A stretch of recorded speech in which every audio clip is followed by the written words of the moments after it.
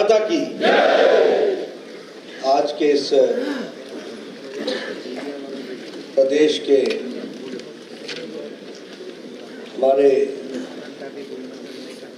प्रदेश कार्यकारिणी के state executive के बैठक में मंच पर उपस्थित हमारे अरुणाचल प्रदेश के बहुत ही यशस्वी मुख्यमंत्री सम्माननीय पेमा खांडू जी, हमारे बहुत ही संवेदनशील, मेहनती और कर्मशील अध्यक्ष श्री वीरू राम बागे जी, हमारे केंद्र सरकार में, भारत सरकार में मंत्री और मेरे वरिष्ठ साथी जिनके साथ मुझे लंबे समय तक काम करने का मौका मिला, ऐसे श्री किरेन रिजिजू जी, हमारे उप मुख्यमंत्री जी चाउमिन जी, हमारे नॉर्थ ईस्ट के कोऑर्डिनेटर श्री संबित पात्रा जी, नॉर्थ ईस्ट के ही को कोऑर्डिनेटर और हमारे साथी ऋतुराज सिन्हा जी,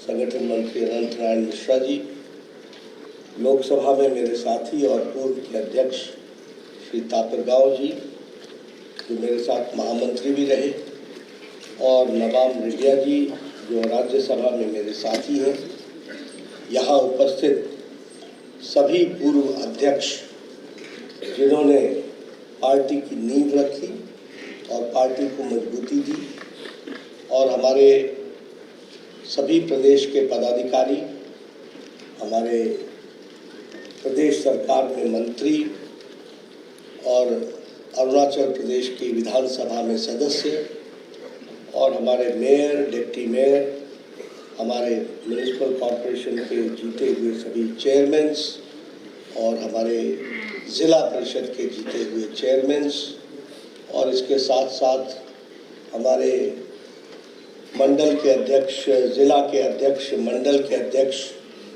और विभिन्न अरुणाचल प्रदेश के कोने कोने से आए हुए हमारे पार्टी के वरिष्ठ पदाधिकारी बंधु और मीडिया के मेरे साथी, प्रिंट मीडिया और इलेक्ट्रॉनिक मीडिया के मेरे साथी, मेरा ये सौभाग्य है कि मुझे आज अरुणाचल प्रदेश में आने का सौभाग्य मिला है। The land of rising sun, ऐसी पुण्य भूमि पर आने का सौभाग्य मिला है और आप सबके दर्शन करने का मौका मिला है। आपने जो मेरा स्वागत किया है, सबसे पहले तो उसके लिए मैं आपका हार्दिक अभिनंदन करता हूँ। मैं देख रहा था लोग पंक्ति में खड़े, तो मैं कह रहा था कि this Arunachal is a land of discipline, अनुशासन का। कोई अपनी जगह से हिलता नहीं है और सब लोग डिसिप्लिन के साथ कार्यक्रम को आगे बढ़ाते हैं। ये अरुणाचल से सीखने वाली बात है। और इसके साथ साथ मैं ये भी आपके साथ शेयर करना चाहता हूँ कि आज हमारे कंधों पर बहुत बड़ी विशेष जिम्मेवारी है। विशेष जिम्मेवारी इसलिए है क्योंकि हमें आगे तो बढ़ना है, we have to go fast, और हमको विकास को आगे बढ़ाना है। लेकिन इसके साथ साथ हमारी जिम्मेवारी, our responsibility is many fold, because we have to undo the past and do the right things in the right perspective. इसको भी हमको समझना चाहिए। लंबे समय तक नॉर्थ ईस्ट कांग्रेस के शासन में इग्नोर हुआ। लंबे समय तक नॉर्थ ईस्ट में जो विकास होना चाहिए था वो नहीं हुआ, और जो हुआ भी कोई तारतम्य तरीके से नहीं हुआ। इसलिए हमारी जिम्मेवारी बढ़ जाती है कि जो उन्होंने नहीं किया वो भी करना, और जो हमें करना है उसको भी आगे बढ़ाना, यानी डबल रिस्पॉन्सिबिलिटी हमारी है। और मैं बार बार बोलता हूं कि कांग्रेस ने और यूपीए ने तो आपके साथ हमेशा राजनीति की, राजनीति। they always played politics with you. उन्होंने पॉलिटिकल गेम खेलने के सिवाय कुछ नहीं किया। आज जो वागे साहब अपने भाषण में अंतिम समय में अंतिम वाक्यों में जो कह रहे थे वो क्या है? कांग्रेस पार्टी का मतलब divide and rule, division, vote bank politics, only politics. उनके लिए कोई मतलब नहीं है सिवाय राजनीति में वोट कैसे आता है इसके सिवाय उन्होंने कभी कुछ सोचा नहीं। They never thought beyond vote, they never thought beyond politics. लेकिन वो राजनीति करते हैं और हम मोदी जी के नेतृत्व में और उनके नेतृत्व के कारण हम राष्ट्र नीति करते हैं देश की। और इसीलिए हमारा नारा है सबका साथ, सबका विकास, सबका विश्वास, सबका प्रयास। सबको साथ लेकर के चलना। कोई कहाँ का है, कोई किस ट्राइब का है, कोई किस धर्म का है, इससे हमें फर्क नहीं पड़ता है। वो भारतीय है, वो इंडियन है और भारत की सेवा करना हमारी जिम्मेवारी बनती है। इसलिए हम राष्ट्र नीति को लेकर के चलते हैं। और आप सबसे भी मैं निवेदन करूंगा कि आप सब लोग बिल्कुल मूलतः इस बात के लिए तैयार रहिए कि हमको राष्ट्र नीति लेकर के चलना है, नेशन को आगे लेके चलना है। और अरुणाचल उस नेशन का लैंड ऑफ राइजिंग सन है, इसलिए उसको आगे बढ़ना है, उसको आगे बढ़ना है। मित्रों, बहुत से विकास हुए। अगर मैं 2023 पहले 2023 की बात करूं, उससे पहले 2024 आ गया है। सबसे पहले आप सबको बिलेटेड हैप्पी न्यू ईयर मैं जरूर कहना चाहूँगा। देर से सही, लेकिन आप सबको नववर्ष मंगलमय।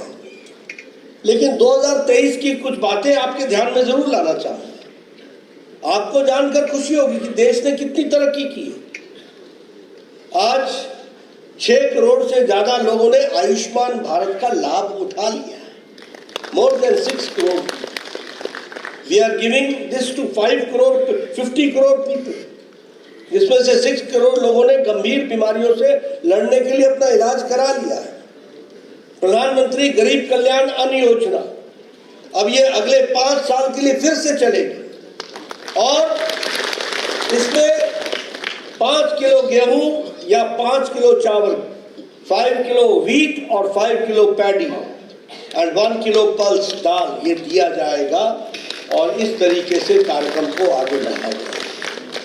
मित्रों, you will be happy to know that Bharat में according to International Monetary Fund IMF, Bharat की बिलो पॉवर्टी लाइन से 13.5 करोड़ लोग, 13.5 crore people have now become APL, above poverty line चले गए। ये भी हमको याद रखना। This is the difference। और ये हम नहीं कह रहे हैं, इंटरनेशनल मॉनेटरी फंड बोल रहा है। It is not my viewpoint, it is the IMF which is saying। And Bharat की extreme poverty has been reduced to less than 1%। वो एक्सट्रीम पॉवर्टी भी कम हो गई। उसी तरीके से हमारा डिफेंस का एक्सपोर्ट 16,000 करोड़ का बढ़ गया है। पहले हम लोग खरीदते थे, अब हम डिफेंस का एक्सपोर्ट कर रहे हैं। और उसी तरीके से 1 साल के अंदर प्रधानमंत्री मोदी जी के नेतृत्व में 26 वंदे भारत ट्रेन चली हैं, 26 सुपर फास्ट ट्रेन चली हैं। और उसी तरीके से नए पार्लियामेंट का भी जो इनॉग्रेशन हुआ वह भी हम सबको मालूम है। और आपके लिए खुशी की बात होगी कि नॉर्थ ईस्ट का गुवाहाटी में all India institute of medical sciences भी शुरू हो गया है, वह भी कमीशन हो गया है, वह भी हमको। मित्रों, बहुत से काम हुए, लेकिन मैं आपको याद दिलाना चाहूँगा कि इंडिया फर्स्ट देश है जो मंगलयान जो है और वो चंद्रयान जो है वो हमने साउथ पोल पर लैंड करा करके वो भी हमने उसको हर एक दृष्टि से विकास हुआ है, लंबी योजना बना करके विकास हुआ है। बोलिए, आज सब लोग बोलते हैं कि नहीं बोलते हैं कि भारत का विकास हुआ है? बोलते हैं कि नहीं बोलते हैं? हम लोग जब जाते थे विदेश में तो हमको लोग क्या बोलते थे? You Indians, you Indians, you Indians. आपको भी मालूम होगा, आप लोगों में भी लोग गए होंगे। आज जब हम बोलते हैं कि आई एम फ्रॉम इंडिया तो क्या बोलते हैं? ओ इंडिया, मोदी मोदी मोदी। ये देश का बदलती हुई तस्वीर है। दिस इज द पिक्चर जो इंडिया की तस्वीर बदल रही है और उसको हमको ध्यान में रख करके काम करना चाहिए। लेकिन हमने सिर्फ इंडिया की तस्वीर, भारत की तस्वीर नहीं बदली है, हमने भारत की तकदीर भी बदली है। प्रधानमंत्री ने कैसे बदली है? मोदी जी ने कहा था कि मेरी सरकार गरीब को समर्पित होगी, मेरी सरकार महिलाओं को समर्पित होगी, मेरी सरकार युवाओं को समर्पित होगी। आज हम कह सकते हैं गांव, गरीब, वंचित यानी डिप्राइव्ड, पीड़ित जो बेचारा पीड़ा में है, शोषित जो एक्सप्लॉइटेड था, अनुसूचित जाति, जनजाति, महिला, युवा, किसान, इन सब को मुख्य धारा में लाकर इनका एम्पावरमेंट करना है, इनका सशक्तिकरण करना है, इस बात को लेकर। और इसीलिए प्रधानमंत्री जी ने कहा कोई गरीब अब फूस के मकान में नहीं सोएगा, उसको पक्का मकान दिया जाएगा प्रधानमंत्री आवास में। शहर का हो तो शहर, गांव का हो तो गांव। और आज मैं गौरव के साथ कह सकता हूं कि 4 करोड़ घर प्रधानमंत्री मोदी जी ने बना करके दिए और अरुणाचल में भी 45,000 45,000 houses have been sanctioned and commissioned. इसको भी हमको ध्यान रखना है। तो इसलिए गांव, गरीब जो बेचारा घर नहीं बना सकता था उसकी चिंता की गई। और उसी तरीके से आपके साथ मैं ये भी शेयर करना चाहूंगा, बहुत छोटी सी बात थी, मैं आप लोगों से शेयर करना चाहता हूँ। वह प्रधानमंत्री हमारे नरेंद्र मोदी जी ने लाल किले के प्राचीर से, रैम्पार्ट्स ऑफ रेड फोर्ट से 15 अगस्त के भाषण में कहा कि हमको स्वच्छता के बारे में सोचना चाहिए और काम करना चाहिए और मेरी सरकार स्वच्छता के लिए काम करेगी। तो आपको मालूम है ना, कांग्रेस के लोगों ने हंसी उड़ाई थी, कांग्रेस के लोगों ने मजाक उड़ाया था। This prime minister has nothing to talk, he is talking about cleanliness from ramparts of Red Fort, from Lal Qila के प्राचीर से बोल रहे हैं। क्या बोल रहे हैं? स्वच्छता पर बोल रहे हैं। उनको मालूम नहीं था, क्योंकि वह इंडिया को जानते थे, वो भारत को नहीं जानते थे। उनको इंडिया मालूम था, दिल्ली मालूम था, मुंबई मालूम था, बेंगलोर मालूम था, चेन्नई मालूम था, लेकिन भारत की जनता गांव में बसती है ये उनको मालूम नहीं। और गांव की महिलाएं अपने दैनिक नित्य कर्म के लिए, for the daily needs, for the daily responsibilities, उनको खेतों में, फील्ड्स में जाना पड़ता था। और महिलाएं नहीं जाती थी, बच्चे भी जाते थे। कैसी जिंदगी! और जानते हैं what was the number? 12 crore, 12 crore लोग, बहनें फील्ड में जाती थी फॉर द नेचुरल नीड्स। और प्रधानमंत्री मोदी जी ने 12 करोड़ टॉयलेट बनाकर लाइफ विद डिग्निटी महिलाओं को दिया। तो वह हमको ध्यान रखा। और यहाँ भी आपके यहाँ मुझे खुशी है कि 1.4 लाख 48 लाख टॉयलेट्स बने इन अरुणाचल प्रदेश। 1.48 लाख, 1,48,000 आपके यहाँ टॉयलेट्स बने हैं। और मुझे खुशी है कि 123 villages have received the ODF status. ये भी हमको, ये जो ओपन डेफिकेशन फ्री स्टेटस, ये भी हमको मिला है। तो मित्रों, लाइफ विद डिग्निटी विमेन को दिया तो प्रधानमंत्री नरेंद्र मोदी जी ने दिया। महिलाओं के सशक्तिकरण के लिए उज्ज्वला योजना, उजाला योजना, सौभाग्य योजना, जल जीवन मिशन। मुझे मालूम नहीं कि अरुणाचल प्रदेश में लोग पानी कैसे लाते हैं, पर मैं तो हिमाचल प्रदेश से आता हूँ, पहाड़ी जगह से आता हूँ। हमारे यहाँ मेरी बहनें 2-2 किलोमीटर पहाड़ से नीचे जाती थी और नीचे पोखर से या नदी से पानी लाती थी, और 2-2 kilometre they have to climb up and then bring water. I have seen those days. As an MLA, I have seen those days. But today, I am happy to share with you the vision of Prime Minister Modi. हर घर नल, हर घर जल, घर घर नल पहुंचाया। और आपके यहाँ भी 2 लाख हाउस होल्ड्स को नल पहुंचाया जा रहा है, उसके लिए काम चल रहा है। उसी तरीके से आयुष्मान भारत, मुझे खुशी है कि प्रधानमंत्री मोदी जी ने ये योजना जब चलाई तो ये जिम्मेवारी मुझे दी, मैं हेल्थ मिनिस्टर था। 10 करोड़ 72 लाख 10 करोड़ 72 लाख फैमिलीज, 50 करोड़ पीपल को हमने गंभीर बीमारी से लड़ने के लिए एवरी ईयर प्रधानमंत्री मोदी जी ने 5 लाख रुपए का हेल्थ कवर दिया।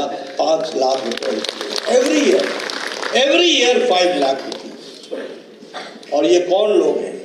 पुअर पीपल, रिक्शा वाला, ठेली वाला, रेडी वाला, फेड़ी वाला, सब्जी वाला, जो जो जो सड़क पर दुकान लगाता है, जो बाल काटता है, जो रिक्शा चलाता है, जो ऑटो रिक्शा ड्राइवर है, जो कैब का ड्राइवर है, जो बस का ड्राइवर है, जो बस का क्लीनर है, जो लिफ्ट मैन है, जो वेटर है, जो कुक है, जो शेफ है, गरीब लोग जो छोटे काम करते हैं, उन लोगों को 5 लाख रुपए का हेल्थ कवर दिया गया। और मुझे खुशी है कि 90,000 families have been added in Arunachal Pradesh and under Ayushman Bharat. This we have to understand. तो ये भी हम लोगों ने पास किया।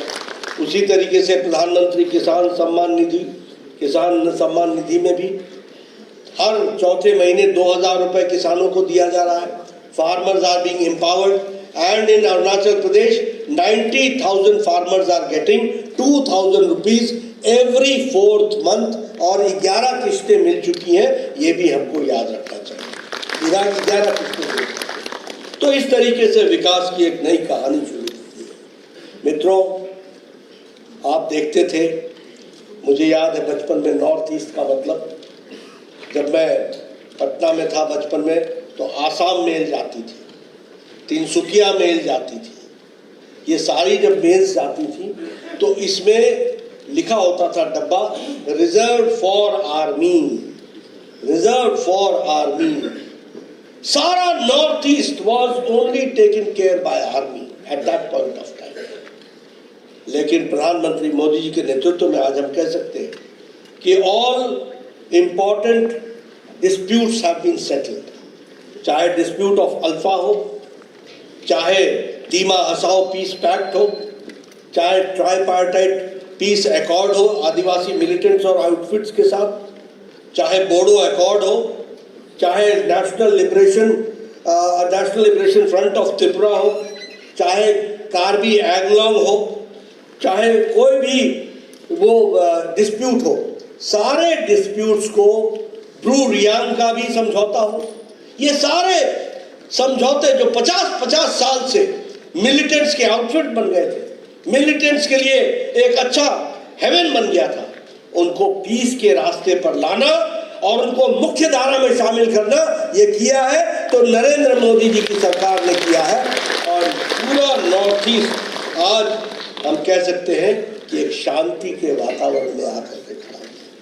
मेन स्ट्रीमिंग हो रही है, डेवलपमेंट हो रहा है, विकास हो रहा है और उस विकास के साथ सबको जोड़ने का प्रयास चल रहा है।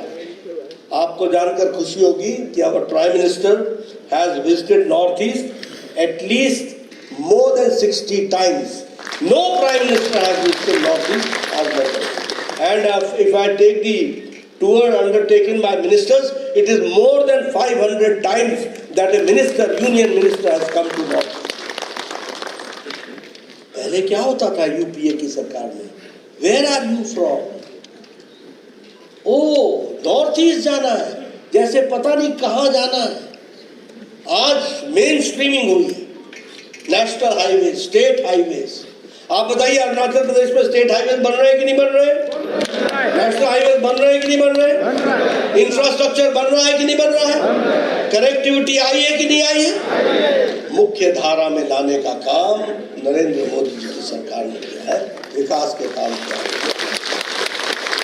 और उसी तरीके से नॉर्थ ईस्ट इंफ्रास्ट्रक्चर डेवलपमेंट के लिए 8,139.50 करोड़ रुपीस ये हम 2022-23 से 2025 के बीच में खर्च करने वाले हैं। उसी तरीके से नॉर्थ ईस्ट में पीएम डिवाइन में 6,600 करोड़ रुपीस 3 साल के अंदर खर्च किया जाएगा।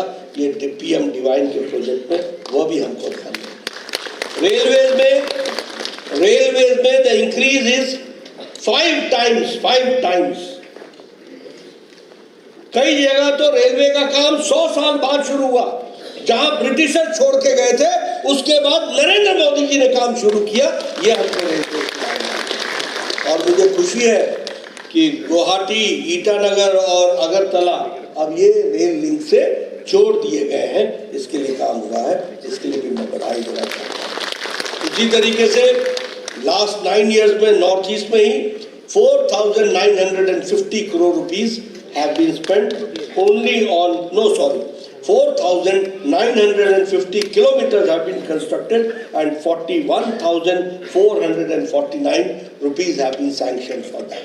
4,459 crore rupees have been sanctioned.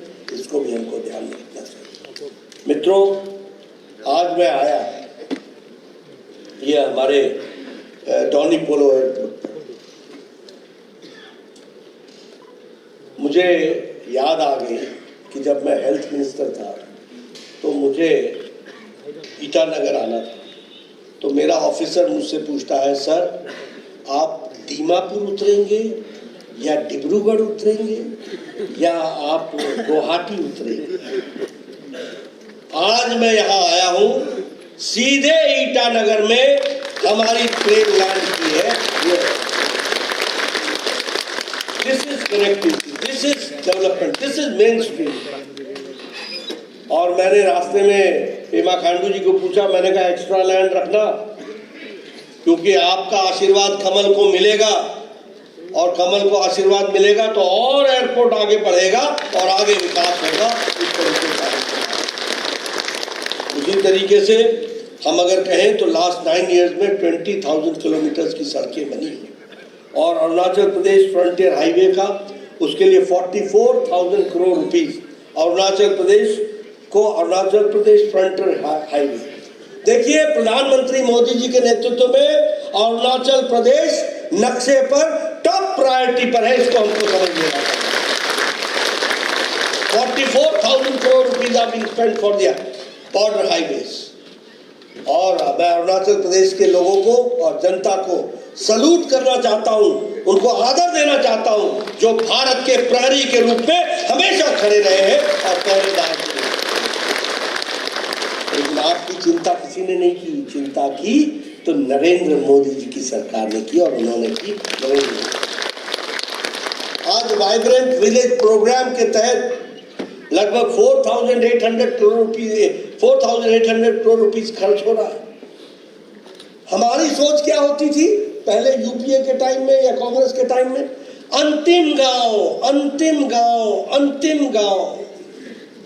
Modi ji ने डेफिनेशन बदल दिया, देश का पहला गांव। He has transformed the definition. He used to say it is the last village.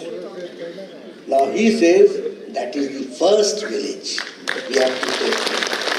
और उसके डेवलपमेंट के लिए 4,800 करोड़ रुपीस खर्च किए। हमारे यहाँ 258 4G टावर्स ऐड किए गए हैं।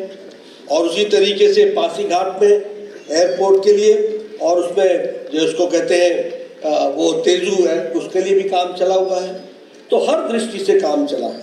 मैं यहाँ ज़रूर बोलना चाहूँगा कि Arunachal Pradesh is working under prime minister Modi ji and Pema Khandu ji as the chief minister in a 3D fashion. 3D और 3D फैशन क्या है?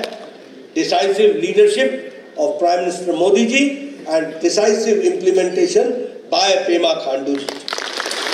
ये डबल इंजन की सरकार है। उसी तरीके से drastic development, highways, internet, railways, airport, इसको हम आगे बढ़ा रहे हैं। टेलीकॉम में हम आगे बढ़ रहे हैं, इंटरनेट पे हम आगे बढ़ रहे हैं, गांव-गांव तक हम ब्रॉडबैंड पहुंचाने की कोशिश कर रहे हैं। और विकसित भारत के तहत हम 3D में तीसरा डी है डोर स्टेप डिलीवरी। हम डोर स्टेप डिलीवरी कर रहे हैं। तो डबल इंजन की सरकार, डिसाइसिव लीडरशिप, ड्रास्टिक डेवलपमेंट और ड्रास्टिक डेवलपमेंट के साथ साथ डोर स्टेप डिलीवरी, इसको हम आगे बढ़ाने का प्रयास कर रहे हैं। मुझे आज खुशी हुई जब पेमा खांडू जी ने मुझे बताया, क्योंकि आज से 6 साल पहले जब मैं स्वास्थ्य मंत्री था तो आप आए थे और आपने मुझसे कहा था, मुझे अभी भी याद है, वो Tomo Riba institute of health sciences trips उस समय बोलते थे, तो उसको मेडिकल इंस्टीट्यूट को मेडिकल कॉलेज बना दीजिए, मेडिकल कॉलेज बना दीजिए। प्रधानमंत्री मोदी जी का आशीर्वाद मिला और मुझे खुशी है कि आज वो डबल इंजन की सरकार के साथ साथ वह आज फर्स्ट बैच MBBS का वहाँ से निकल गया, मेडिकल कॉलेज बन गया।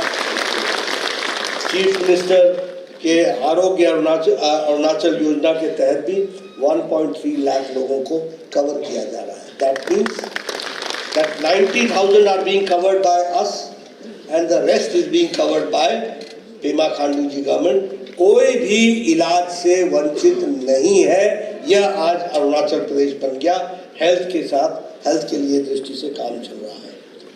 अरुणाचल प्रदेश का ऑर्गेनिक फार्मिंग में भी अपना नाम है और ऑर्गेनिक फार्मिंग के साथ साथ आपको GI टैग भी मिल रहा है। 7 प्रोडक्ट्स में आपको मिला, आपको आदि किकर जिंजर में मिला है, उसके लिए आपको बधाई देता हूँ। आपको हैंडमेड कारपेट में मिला है, आपको वांचू वुडन क्राफ्ट में मिला है, आपको ED मिश्मी टेक्सटाइल में मिला है, आपको खामती राइस में मिला है, आपको याक चुरपी में मिला है, आपको अरुणाचल ऑरेंज में भी आपको GI टैग मिला है। इसके लिए आपको विशेष करके मैं बधाई देता हूँ और आपको मैं इसके लिए धन्यवाद भी देता हूँ कि आप लोगों ने इस कार्यक्रम को आगे बढ़ाया है।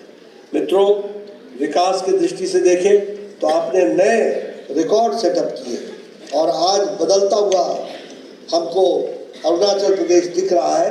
ये स्पष्ट रूप से हमारे ध्यान में आता है। मैं आपसे एक बात और भी कहना चाहता हूँ,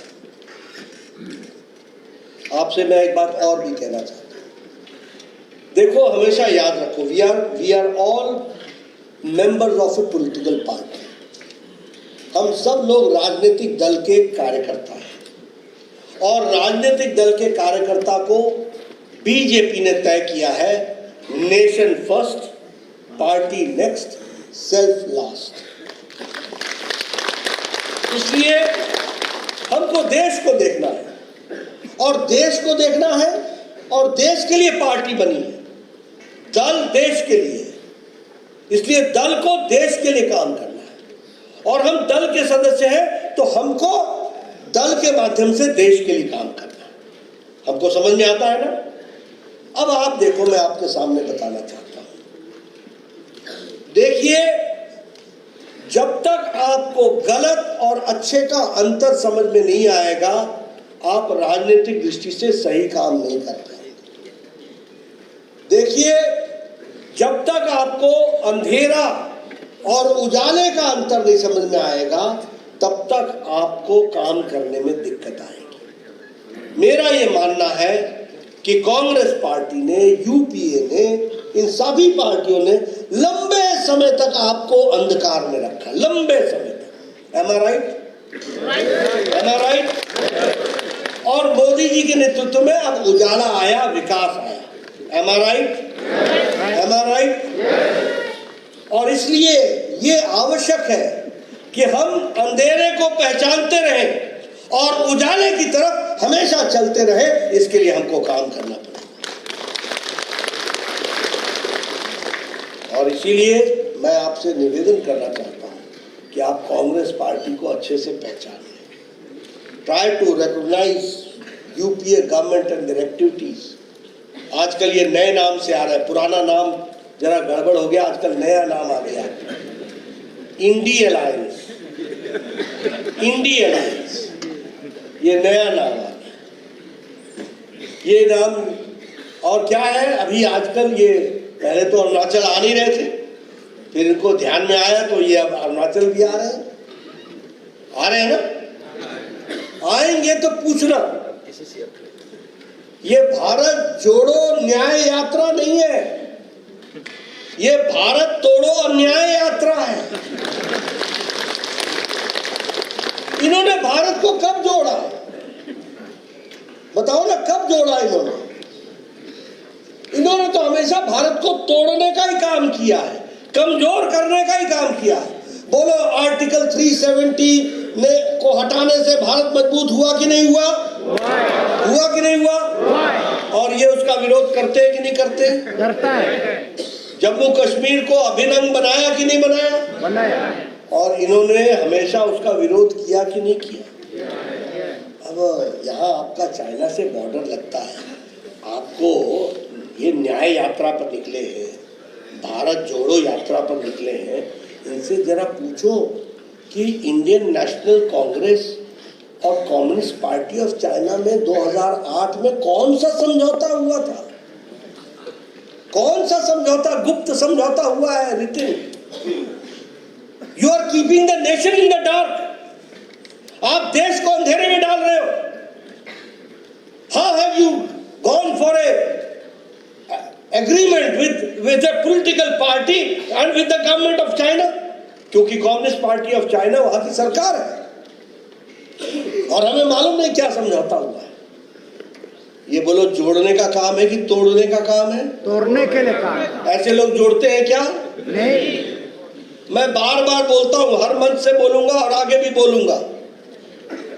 जवाहरलाल नेहरू यूनिवर्सिटी दिल्ली में है, आप सब लोग, बहुत से लोग दिल्ली में पढ़ते हैं ना? जेएनयू देखा है ना?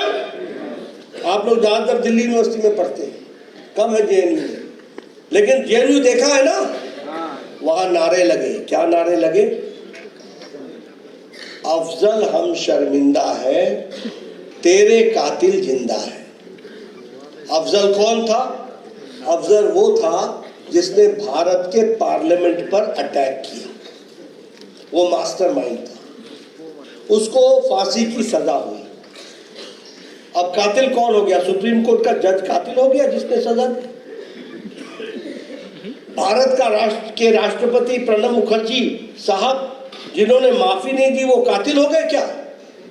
तो क्या नारे लगाए? अफजल हम शर्मिंदा है, तेरे कातिल जिंदा है।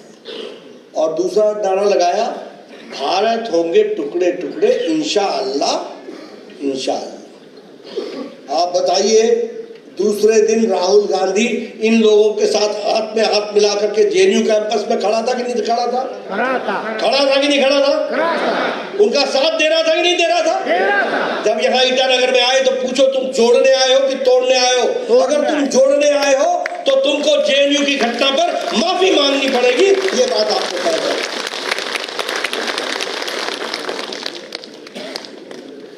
आप बताइए, उसी तरीके से ये इलीगल सेटलमेंट जो रोहिंग्यास का होता है, उसको ये सपोर्ट करते हैं कि नहीं करते हैं? करता है। करते हैं कि नहीं करते हैं? करता है। ये देशद्रोही काम है कि नहीं है?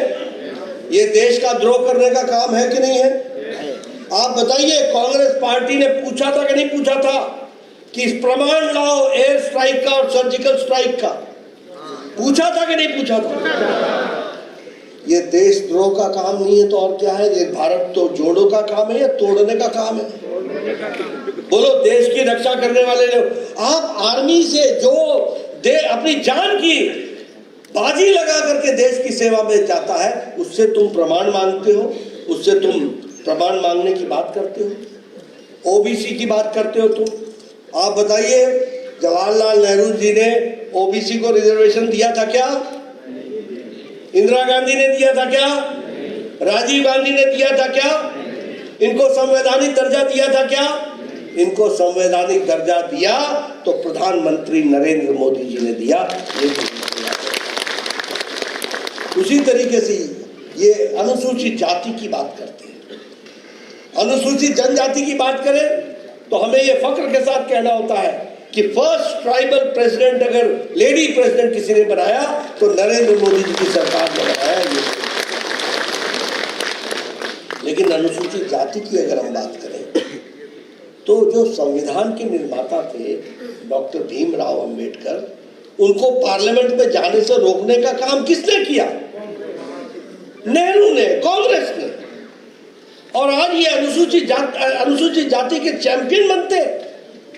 इन्होंने जितना अंबेडकर की बेइज्जती की, अंबेडकर को तकलीफ दी, जो संविधान का निर्माता था, कांग्रेस को माफी मांगनी चाहिए देश से। लेकिन यह स्थिति आकर के खड़ी हुई। और उसी तरीके से हम बात करें, ये बोलते हैं हम जोड़ो यात्रा पर चले, न्याय यात्रा पर चले। अरे न्याय करना है तो आपको इमरजेंसी याद है क्या? इमरजेंसी 1,50,000 1.5 लाख लोगों को बिना कारण, बिना किसी गलती के जेल के अंदर डाल दिया। 1,50,000 और 2 दिन के लिए नहीं, 4 दिन के लिए नहीं, 2-2 साल के लिए, पूरी इमरजेंसी के लिए। Maintenance of internal security act Misa के तहत, DIR defence of Indian rule के तहत। और आज ये न्याय यात्रा पर चले। अरे इतिहास पढ़ ले भाई Rahul, read your history, know your history, और देश से माफी मांगो, उन परिवारों से माफी मांगो जिन परिवारों ने, जिनके खाने वाले, जिनको कमाने वाले घर के लोग, उनको आपने जेल के अंदर डाल दिया था। कभी आपको देश माफ नहीं करने वाला, कभी देश माफ नहीं करने वाला। आप भूल गए? आज न्याय यात्रा पर निकल के नया ढोल बजाओ, ढोल बजाओ। ये अन्याय यात्रा है। मैं जानना चाहूंगा, 90 बार कांग्रेस पार्टी ने प्रेसिडेंट रूल लगाया, 90 टाइम्स। जवाहरलाल नेहरू ने 8 times, Mrs Gandhi all time record break 51 times, Rajiv Gandhi ने 6 टाइम्स, मनमोहन सिंह ने 12 टाइम्स, नरसिम्हा राव ने वंस। इन लोगों ने 90 बार चुनी हुई सरकार, उसको राष्ट्रपति शासन लगा दिया। अब आपके यहां खांडू जी की चुनी हुई सरकार है, आगे भी चुन करके आएगी आप सबके आशीर्वाद से। बहुत अच्छा काम किया है इन्होंने।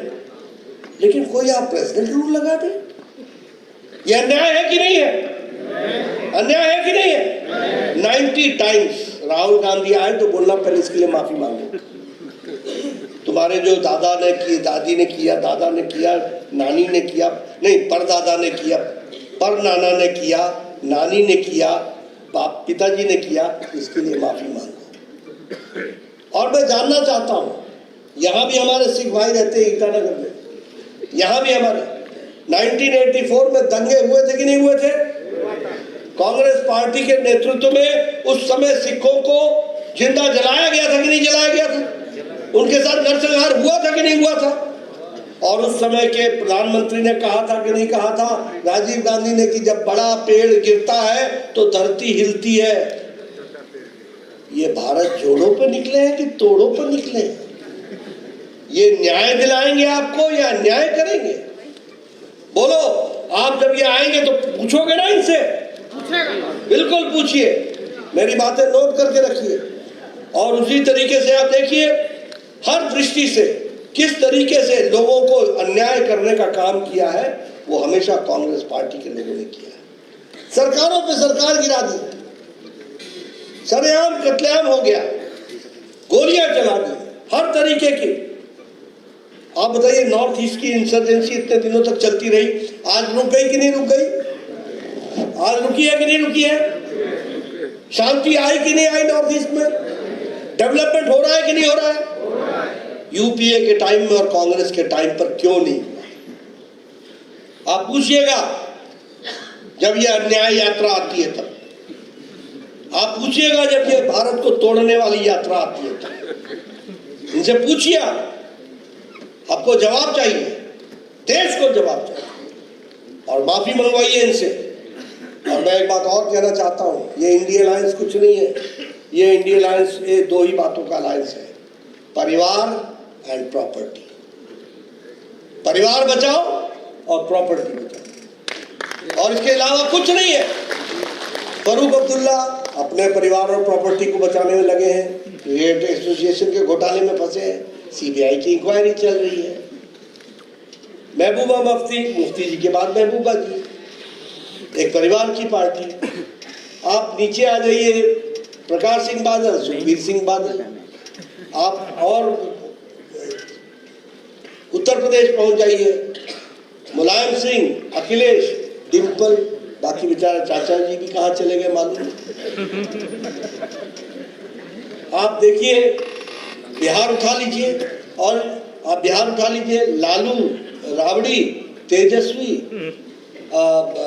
तेज प्रताप, बाकी परिवार सब छुट्टी, और सब सीबीआई में कोई ना कोई घोटाले में, सब घोटाले में फंसे। कोई रेल के नौकरी दिलाने के घोटाले में है, कोई किसी घोटाले में है, घोटाले पे घोटाला चल रहा है। आप उससे आगे बढ़ जाइए, आप आ जाइए पीसी भाईपो, हमारे यहाँ बुआ को पीसी बोलते हैं बंगाली में, तो ममता जी बुआ है और भतीजा अभिषेक है, तो पीसी भाईपो परिवार की पार्टी, और सीबीआई की इंक्वायरी, ईडी की इंक्वायरी, दिन रात बुला रहे हैं। यहाँ आजकल 2-2, 3-3 चीफ मिनिस्टर हो गए हैं जो ईडी के इंक्वायरी के संबंध जा रहे हैं, जाने से इनकार कर रहे हैं, दिल दहलता है, और इंडिया अलायंस में रास्ता ढूंढ रहे हैं। आप बताइए, जगनमोहन परिवार की पार्टी, टीडीपी परिवार की पार्टी, केसीआर, केटीआर, उसकी बेटी कविता परिवार की पार्टी, करुणानिधि, स्टालिन, उदयनिधि स्टालिन परिवार की पार्टी, उद्धव ठाकरे, आदित्य ठाकरे परिवार की पार्टी का संकल्प भारतीय जनता पार्टी लेती है। बोलिए, हम आगे बढ़ेंगे ना? बढ़ेंगे ना? लोकसभा में 2 में 2 आएगा ना? आएगा ना? और विधानसभा पूरा आएगा ना? ठीक से आएगा, पूरे अच्छे से आएगा ना? बीजेपी का कमल खिलेगा ना? देश को आगे बढ़ाएंगे ना? अरुणाचल प्रदेश को आगे लाना है ना? कमल खिलाना है ना? बहुत बहुत धन्यवाद। जय भारत, जय अरुणाचल। खड़े कर सभी से निवेदन की